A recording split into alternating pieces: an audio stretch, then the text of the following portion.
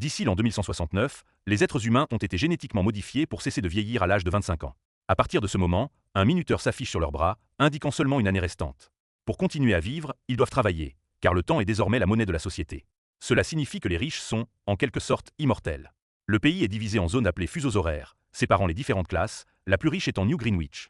Pendant ce temps, dans le ghetto, Will vit avec sa mère Rachel dans un minuscule appartement, et ils ont à peine de quoi survivre au jour le jour. Will cherche à gagner un peu plus en participant à des combats pour du temps, mais Rachel le lui interdit, car cela ne finit jamais bien. Cela n'empêche pas Will d'être quelqu'un de généreux. Chaque fois qu'il croise la jeune Maya dans la rue, il lui offre un peu de son temps pour qu'elle puisse survivre, elle aussi. Will et son meilleur ami Borel travaillent à l'usine locale, où le prix des collations ne cesse d'augmenter, et il n'est pas rare de trouver des personnes mortes, leur temps écoulé, gisant sur le sol. Ils sont tous payés à la journée, mais l'usine trouve toujours une excuse pour expliquer pourquoi ses employés n'ont pas atteint leur quota, et les paie moins. Un soir, Will se rend dans un bar où il avait l'habitude de jouer, afin de récupérer une heure qu'un homme lui devait. Il y retrouve aussi Borel, qui se saoule joyeusement grâce à un homme excentrique offrant des verres à tout le monde. Cet homme, c'est Henry, dont le minuteur affiche un siècle entier. Will ne comprend pas ce qu'un homme aussi riche fait ici et tente de le prévenir du danger que représentent les Minutemen, un gang qui vole le temps des autres, mais Henry ne l'écoute pas. Comme Will le redoutait, le chef du gang, Fortis, arrive et défie Henry à un combat pour le temps. Tous les clients du bar s'enfuient, sauf Will, qui se cache au fond, au cas où. Henry accepte le défi, mais demande d'abord un passage aux toilettes. Un seul garde l'Y accompagne, ce qui permet à Will de l'assommer et de s'enfuir avec Henry par la porte de derrière. Il court sur quelques pâtés de maison et se réfugie dans une usine abandonnée, que Will verrouille de l'intérieur pour être en sécurité durant la nuit. Will se demande ce qu'un homme riche fait dans le ghetto, et Henry admet avoir quitté New Greenwich parce qu'il a 105 ans et qu'il est fatigué de vivre. Quand Will lui fait remarquer que c'est insensé, Henry est amusé par le manque de compréhension du jeune homme envers le monde qui l'entoure. Il explique que le coût de la vie augmente sans cesse dans le ghetto afin que les gens continuent de mourir, car les riches ne peuvent vivre que si les pauvres meurent. Finalement, Henry et Will s'endorment, et au matin, Henry profite de se réveiller le premier pour transférer tout son temps à Will, ne gardant pour lui que 5 minutes. Will se réveille peu après et découvre un message sur la fenêtre « Ne gaspille pas mon temps ». En regardant dehors, il aperçoit Henry assis sur le pont, juste avant que son temps n'expire. Sans remarquer les caméras de sécurité autour, Will se rend sur le pont pour s'assurer qu'Henry est mort, puis s'enfuit. Peu après, Will se rend chez Borel, où il tombe sur la femme de ce dernier, Greta, et leur nouveau-né. Will parle ensuite à Borel en privé et lui offre une décennie, en souvenir des 10 années d'amitié qui les unissent. Le soir, Will attend sa mère à l'arrêt de bus, mais elle n'arrive jamais. Il s'avère que Rachel n'a plus qu'une heure et demie, et que le prix du bus a augmenté dans l'après-midi, la rendant incapable de se le permettre. Il faut 2 heures de marche pour rentrer chez elle, ce qui oblige Rachel à courir si elle veut revoir son fils, tandis que Will se met aussi à courir en comprenant la situation. La mère et le fils se rejoignent au milieu de la rue, mais malheureusement, il est trop tard. Le temps de Rachel s'écoule dans les bras de Will. Le lendemain matin, la police, appelée les gardiens du temps, retrouve le corps d'Henry dans la rivière. L'agent Léon est convaincu qu'il a été assassiné pour son temps et ordonne à ses hommes de vérifier les images de sécurité. En raison de l'angle des caméras, les agents ne peuvent pas voir le corps tomber, mais ils distinguent clairement le visage de Will et supposent qu'il est responsable de la mort d'Henry. Pendant ce temps, Will cherche à venger la mort de sa mère. Il loue une limousine en se faisant passer pour un homme riche égaré et demande au chauffeur de l'emmener à New Greenwich, ce qui l'oblige à payer un péage extrêmement élevé à chaque frontière traversée. Une fois arrivé en ville, il s'installe dans un hôtel luxueux, où sa présence attire l'attention de la mondaine Sylvia. Après s'être reposé, Will prend un repas pendant que Sylvia l'observe discrètement. La serveuse devine qu'il n'est pas d'ici, mais elle le traite avec gentillesse, surtout après qu'il lui laisse un pourboire généreux. Elle lui fait remarquer que s'il compte aller au casino, il lui faudra des vêtements plus élégants. Le fait que Will ait traversé tant de fuseaux horaires en si peu de temps finit par éveiller les soupçons du système, permettant au gardien du temps de localiser sa position. Léon réalise alors qu'il a déjà poursuivi le père de Will par le passé. Le soir venu, Will achète un costume élégant et se rend au casino, où l'on lui demande un don volontaire d'1 an puisqu'il n'est pas membre. Il rejoint une table de poker où il rencontre M. Weiss, un homme d'affaires prêteur de temps, habitué à miser d'énormes quantités.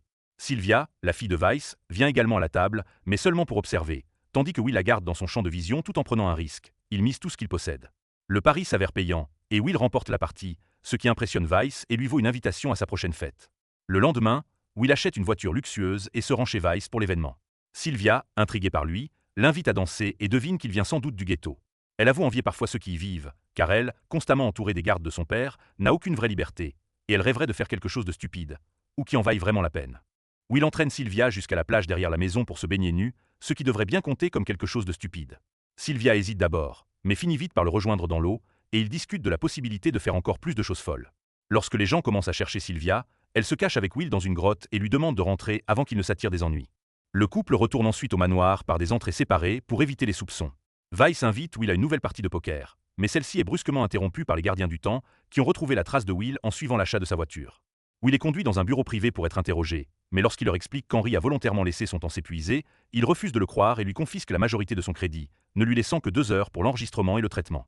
Léon dit alors à Will qu'il lui rappelle beaucoup son père, dont ce dernier ne garde que de vagues souvenirs.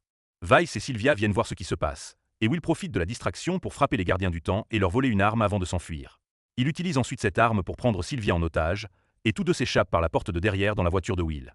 Léon se lance à leur poursuite à travers la ville et parvient même à percuter la voiture par l'arrière, mais Will réagit en conduisant à reculons. Il réussit à éviter un camion de justesse, tandis que Léon, moins rapide, s'y écrase, ce qui permet à Will de prendre la fuite. En direction du ghetto, Will demande à Sylvia de lui donner un peu de temps, mais elle refuse de l'aider. Lorsqu'ils atteignent le pont, Will est distrait par les caméras de sécurité et ne remarque pas la herse au sol, provoquant un accident.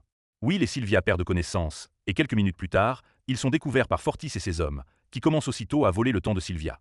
À ce moment-là, les sirènes des gardiens du temps retentissent, et les gangsters s'enfuient, laissant Sylvia avec à peine une demi-heure. Lorsqu'ils reprennent conscience, Sylvia panique en voyant le peu de temps qui lui reste et supplie Will de l'aider. Will trouve ironique qu'elle soit désormais en faveur du partage, mais il l'aide tout de même avant de l'emmener en ville. Peu après leur départ, les gardiens du temps arrivent pour inspecter la voiture, bien que Léon doive d'abord réclamer sa paix quotidienne, car il ne garde jamais plus de temps que nécessaire. En observant la scène, Léon décide de ne pas poursuivre Will, convaincu qu'il finira par se manifester de lui-même. Will se rend ensuite chez Borel pour demander de l'aide, mais Greta lui annonce une terrible nouvelle. Borel a tellement bu qu'il est mort, alors qu'il lui restait encore 9 ans sur son minuteur. Sylvia recommence à paniquer, mais Will remarque qu'elle porte des boucles d'oreilles de grande valeur et l'emmène aussitôt chez un prêteur sur gage. Le propriétaire s'apprête à fermer, mais accepte finalement la transaction en voyant à quel point les bijoux sont précieux. Il remarque aussi à quel point ils sont désespérés et ne leur donnent que 2 jours, qu'ils n'ont d'autre choix que d'accepter pour survivre. Ensuite, ils se rendent à un téléphone public, et Will compose le numéro de la maison de Sylvia afin de pouvoir parler à Léon. En guise de rançon, Will réclame 1000 ans à distribuer dans les files d'attente du temps du ghetto. Léon avertit Will qu'il ressemble trop à son père et révèle que ce dernier n'est pas mort lors d'un combat pour le temps, comme Will le croit, mais qu'il faisait en réalité quelque chose de bien plus dangereux. Will lui raccroche au nez, et Léon informe les parents de Sylvia de la demande de rançon, mais Weiss hésite à donner, même si cela représente pour lui de l'argent de poche. Will emmène ensuite Sylvia dans son appartement pour y passer la nuit, où elle enfile les vieux vêtements de Rachel. Sylvia interroge Will sur son père, et il lui explique que c'était un excellent combattant du temps qui lui avait appris quelques astuces.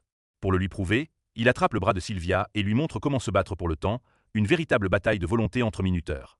Son père lui avait appris à laisser croire à l'adversaire qu'il a l'avantage, à laisser sa propre horloge approcher de zéro, puis, lorsque l'autre est distrait par sa mort imminente, à inverser la situation et tout lui prendre. Will pensait que son père était mort lors d'un combat pour le temps, mais il comprend désormais qu'il a probablement été tué parce qu'il redistribuait ce qu'il gagnait. Ensuite, Will et Sylvia évoquent leur 25e anniversaire. Le minuteur de Will s'est activé alors qu'il était dans la rue, et il a failli perdre son année supplémentaire presque aussitôt, car ils étaient déjà endettés. A l'inverse, Sylvia s'est réveillée paisiblement dans son lit, et son père lui a offert une décennie pour fêter l'occasion. Le lendemain matin, Will observe depuis la fenêtre le bâtiment des files d'attente du temps, mais malheureusement, aucune charité n'y est distribuée, ce qui signifie que Weiss n'a pas payé la rançon. Sylvia est blessée par l'indifférence de son père, mais comprend enfin qu'il est devenu riche en piétinant les autres. Will lui dit de rentrer chez elle, mais Sylvia refuse. Ils décident alors de faire équipe, avant de s'embrasser. Sylvia veut cependant appeler chez elle, alors Will lui confie l'arme pour qu'elle puisse se protéger pendant qu'il surveille depuis le coin de la rue. Weiss décroche rapidement l'appel de sa fille, ignorant ses reproches, l'avertit que les gardiens du temps sont en route pour l'arrêter. Lorsque Sylvia se retourne, elle aperçoit Léon s'approchant de Will, alors elle lui tire dans le bras. Will en profite pour vérifier le minuteur de Léon et découvre que les gardiens du temps ne conservent jamais beaucoup de temps sur eux afin de décourager les voleurs. Il décide alors de lui transférer du temps, obligeant ses collègues à venir le sauver. Pendant que Will et Sylvia s'enfuient dans la voiture de Léon, ce dernier marche seul hors de la ville, tandis que les habitants le huent pour ne pas avoir protégé les plus pauvres. Heureusement, un autre gardien arrive à temps pour le secourir avant que la foule ne devienne violente. Quelque temps plus tard, Sylvia remarque qu'ils ne peuvent pas continuer à circuler dans une voiture de police, ce qui donne une idée à Will. Will se fait passer pour un gardien du temps afin d'arrêter une voiture au bord de la route, puis il dérobe les boucles d'oreilles de la riche passagère ainsi que son temps, ne lui laissant qu'un jour avant de s'enfuir avec sa voiture. Une fois assez loin de la ville, il s'arrête pour regarder les informations et découvre qu'ils sont désormais recherchés. Will répète à Sylvia qu'elle devrait rentrer, mais elle refuse, affirmant que ce qu'ils font est bien plus gratifiant. Pendant ce temps, Weiss ment à ses investisseurs en prétendant que tout est sous contrôle.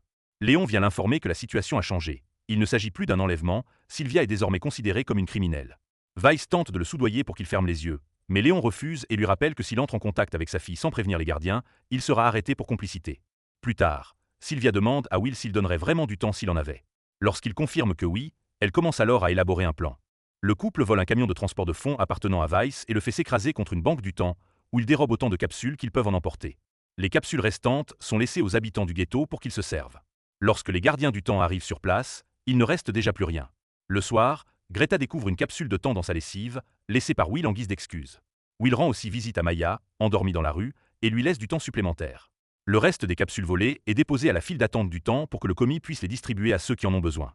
Au bureau des gardiens du temps, Léon remarque une anomalie dans le flux de temps et pense que Will finit par nuire aux mêmes personnes qu'il tente d'aider. Le lendemain matin, Fortis tente de voler un homme, mais celui-ci peut enfin se défendre, ayant acheté une arme. Fortis fait mine de le laisser partir, mais dès que l'homme se retourne, il lui tire dessus malgré tout. Lorsque Fortis vérifie le minuteur de l'homme, il est choqué de constater qu'il a gaspillé une grande quantité de temps. Pendant ce temps, Will et Sylvia continuent de cambrioler des banques du temps un peu partout, et leurs exploits font la une des informations. Weiss se demande si sa fille cherche à le tuer, mais sa femme lui rappelle qu'il a presque fait la même chose en tentant de l'étouffer. Une semaine plus tard, Léon et ses hommes retrouvent enfin l'appartement de Will et se préparent à les arrêter. Cependant, Will entend la radio depuis la fenêtre et s'enfuit aussitôt avec Sylvia, pénétrant dans un autre appartement pour sauter par une fenêtre arrière. Ils atterrissent sans se blesser sur le toit d'une voiture. Léon les imite et se lance à leur poursuite à travers la ville. Lorsque Will et Sylvia prennent de la hauteur en fuyant par les toits, Léon ouvre le feu sur eux. Will réplique, sans succès, avant que tous deux ne descendent des toits et montent dans un bus. Le chauffeur envisage un instant de les livrer aux autorités, mais Will le soudoyait pour qu'ils gardent le silence, leur permettant ainsi d'échapper à Léon. Quelques heures plus tard, Will et Sylvia s'enregistrent dans un hôtel, payant un supplément pour réserver toutes les chambres et pour s'assurer que la réceptionniste ne parle à personne. Lorsqu'un nouveau client se présente, on lui dit que l'hôtel est complet, mais il aperçoit brièvement Will et Sylvia montant à l'étage. Plus tard, Fortis et ses hommes commencent à menacer les habitants du quartier pour obtenir des informations sur le couple. Au début, les gens gardent le silence afin de protéger leur sauveur, mais Fortis abat un homme pour montrer qu'il ne plaisante pas, poussant finalement l'employé de l'hôtel à révéler ce qu'il a vu. À l'intérieur, Will et Sylvia découvrent que la prime pour leur tête n'est que de 10 ans, ce qu'ils jugent plutôt insultant. Soudain, Fortis fait irruption dans leur chambre avec ses hommes et les tient en joue, expliquant que les gardiens du temps le laissent tranquille parce qu'ils volent les siens et qu'il doit donc maintenant rétablir l'ordre. Il prétend ne pas aimer tuer de sang-froid et défie Will à un combat pour le temps. Will utilise la technique que son père lui a apprise, et lorsque Fortis commence à surveiller son minuteur, Will en profite pour inverser la situation et lui prendre tout son temps. Les gardes, stupéfaits, s'approchent pour observer, mais Will en profite pour leur tirer dessus avant de laisser Fortis expirer pour de bon. Lorsque les gardiens du temps arrivent à l'hôtel, Will et Sylvia ont déjà disparu. Quelques heures plus tard, Will remarque que les prix et les taux d'intérêt augmentent encore plus vite, afin de compenser tout le temps libéré dans les rues. Leurs petits vols ne suffisent plus, il leur faudrait 1 million d'années pour espérer faire une vraie différence. Heureusement, Sylvia sait où trouver une telle somme. Le lendemain, Weiss, inquiet de la situation, se rend au travail entouré d'un nombre inhabituel de gardes du corps. Soudain, les gardes se retournent en croyant détecter une menace, mais il ne s'agit que de Sylvia, venue annoncer qu'elle veut se rendre. Weiss la croit et s'apprête à la reprendre, mais cette diversion permet à Will de se faufiler derrière lui et de le prendre en otage. Will et Sylvia emmènent Weiss à son bureau pour le forcer à ouvrir le coffre-fort où il conserve une capsule contenant 1 million d'années. Weiss souligne que donner un an à 1 million de personnes ne ferait que prolonger leur agonie, et qu'inonder la mauvaise zone d'1 million d'années risquerait de paralyser tout le système. Will précise alors que c'est précisément ce qu'il veut. Après avoir enfermé Weiss dans son propre bureau, Will et Sylvia s'enfuient. Lorsque les gardiens du temps apprennent le vol, ils se lancent aussitôt à leur poursuite, bloquant le pont pour les empêcher de retourner dans le ghetto. Léon les poursuit également, mais lorsqu'il les repère, il est tellement concentré sur eux qu'il oublie de prendre sa paix quotidienne. Les gardiens ouvrent le feu, mais Will fonce à travers la barrière du fuseau horaire sans s'arrêter, parvenant ainsi à atteindre le ghetto. Léon réagit aussitôt et percute leur voiture. Will sort immédiatement du véhicule et confie la capsule d'1 million d'années à Maya, avant que lui et Sylvia ne fassent semblant de se rendre. Léon, satisfait, pense qu'il a gagné, mais à ce moment-là, la file d'attente du temps annonce qu'il y a suffisamment de temps pour tout le monde. Une foule impatiente envahit la rue, bloquant Léon et permettant à Sylvia et Will de s'échapper. Léon écarte les gens pour remonter dans sa voiture et reprendre la poursuite des voleurs, mais lorsqu'ils franchissent une nouvelle barrière, il doit les suivre à pied. Finalement, il les rattrape, et Will devine que Léon vient lui aussi du ghetto. Léon le confirme et explique qu'il a travaillé dur pour en sortir, soulignant que c'est ainsi que les choses devraient être, avant de tenter de les arrêter. Will lui rétorque que cela ne sert à rien, car lui et Sylvia n'ont plus que quelques minutes à vivre, ils mourront donc bientôt de toute façon. Cela pousse Léon à vérifier son propre minuteur et à réaliser qu'il lui reste peu de temps lui aussi, car il n'a pas pris sa paix. À cet instant, son horloge expire et Léon meurt là, sur la route. Will et Sylvia n'ont plus que quelques secondes, et ils s'embrassent pour se dire au revoir. Cependant, Will réalise que les gardiens ont du temps dans leur véhicule, alors il court vers la voiture de Léon pour en récupérer pour lui. Sylvia n'est pas aussi rapide et craint de ne pas y arriver, mais Will court vers elle, et ils se rencontrent à mi-chemin, partageant ainsi du temps avant que la mort ne les rattrape. De retour à l'entreprise, Weiss a abandonné et ordonne à ses employés de ne rien faire, car c'est fini. Les journaux télévisés à travers le pays montrent comment les gens ont envahi les rues. Les usines sont au ralenti et les gens traversent les zones pour se rendre à New Greenwich. Les autorités jurent que tout est sous contrôle, mais tout le monde sait que le système va bientôt s'effondrer. Au bureau des gardiens du temps, les employés décident de rentrer chez eux, ne pouvant rien faire. Will et Sylvia ne sont jamais rattrapés, et ils commencent à attaquer de plus grandes banques du temps pour empêcher l'ancien système de revenir. N'oubliez pas de vous abonner et d'activer les notifications pour voir plus de vidéos comme celle-ci. Merci d'avoir regardé.